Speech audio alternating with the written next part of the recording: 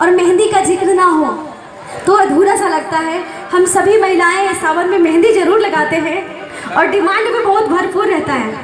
तो जरा झूमते हुए पिया मेहंदी आया मोती झील से जाके साइकिल से, पिया मेहंदी आया मोती झील से जाके साइकिल से।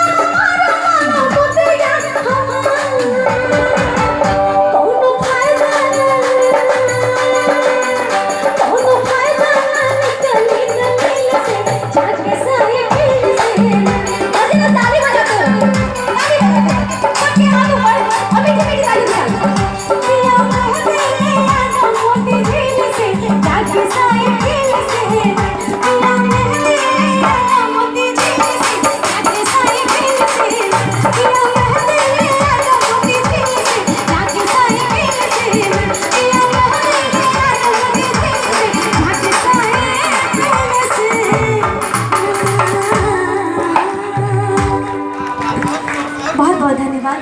Thank you so much. शुक्रिया खुशबू।